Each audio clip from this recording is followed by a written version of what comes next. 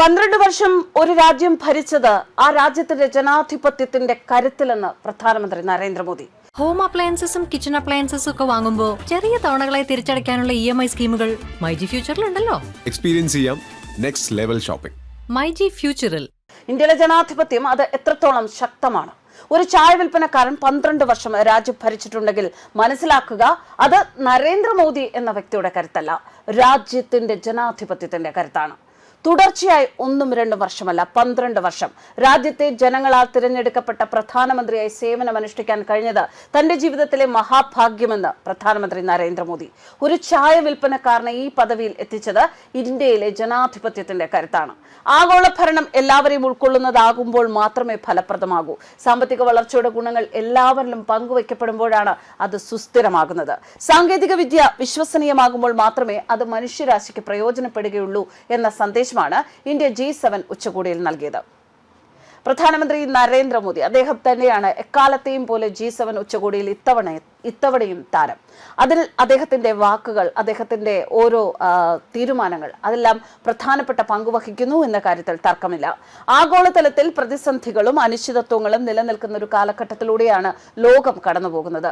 ലോകരാഷ്ട്രങ്ങൾക്കിടയിൽ India വിശ്വസ്ത പങ്കാളിയായി ഉയർന്നു വരികയാണ് എന്ന് പ്രധാനമന്ത്രി നരേന്ദ്രമോദി. രാജ്യാന്തര ബന്ധങ്ങളിൽ ഇപ്പോൾ വ്യാപാരത്തോളം പ്രാധാന്യം വിശ്വാസത്തിനും കൈവന്നിട്ടുണ്ട് എന്ന് അദ്ദേഹം പറഞ്ഞു. ഫ്രാൻസ് തലസ്ഥാനമായ പാരീസിലെ പ്രശസ്തമായ സാൽപ്ലേയർ ഇൻഡോർ സ്റ്റേഡിയത്തിൽ ഇന്ത്യൻ പ്രവാസി സമൂഹം നൽകിയ സ്വീകരണത്തിൽ സംസാരിക്കുമ്പോഴാണ് രാജ്യത്തിന്റെ ജനാധിപത്യത്തിന്റെ കരുത്തിനെ കുറിച്ച് അദ്ദേഹം വാചാലനായത്.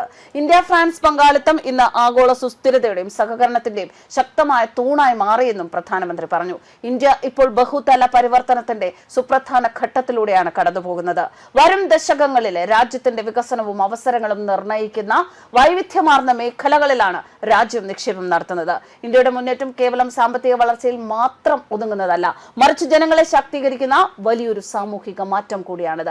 കഴിഞ്ഞ 12 വർഷത്തെ എന്റെ ഭരണകാലയളവിൽ 25 കോടി ജനങ്ങളെയാണ് ഇന്ത്യ ദാരിദ്ര്യത്തിൽ നിന്ന് മുക്തരാക്കിയത്. രാജ്യത്തെ യുവജനങ്ങളും കർഷകരും സ്ത്രീകളും പുതിയ സ്വപ്നങ്ങളുമായാണ് ഇന്ന് മുന്നോട്ട് പോകുന്നത്. ആഗോള പരിസ്ഥിതി വെല്ലുവിളികളെ നേരിടാൻ ഇന്ത്യയും ഫ്രാൻസും സംയുക്തമായി വികസിപ്പിക്കുന്ന തൃഷ്ണ ഉപഗ്രഹം അടുത്ത വർഷം വിക്ഷേപിക്കും. ലോകത്തിലെ ജലഭക്ഷണ സുരക്ഷ ഉറപ്പാക്കുന്നതിൽ ഈ ഉപഗ്രഹം നിർണായക പങ്ക് വഹിക്കുമെന്നും പ്രധാനമന്ത്രി പറഞ്ഞു. ആഫ്രിക്കയിൽ പരിശീലനം, ജലം, കൃഷി, ഊർജ്ജം, ശേഷി വികസനം എന്നിവയിൽ ഇന്ത്യ നടത്തുന്ന മുന്നേറ്റങ്ങളെക്കുറിച്ചും അദ്ദേഹം ചർച്ചയിൽ എടുത്തു പറഞ്ഞു. വികസന ധനസഹായ ആവാസ് വ്യവസ്ഥ പുനഃസംഘടിപ്പിക്കുന്നതുമായി ബന്ധപ്പെട്ട് G7 രാജ്യങ്ങളും കെനിയയും ദക്ഷിണ കൊറിയയും പിന്തുണച്ച സംയുക്ത പ്രസ്താവനയിൽ എന്നാൽ ഇന്ത്യ ഒപ്പിടാൻ തയ്യാറായില്ല. എന്നാൽ ബുണ്ടിബുഗോ എബോള പടർന്നു പിടിക്കുന്നതിനെതിരെയുള്ള ഏകോപിത പ്രതികരണത്തിലും ക്യാൻസറിനെതിരെ പോരാടുന്നതിനുള്ള റോഡ് മാപ്പിലും ഇന്ത്യ പങ്കാളിയാവുകയും ഒപ്പുവെക്കുകയും ചെയ്തു.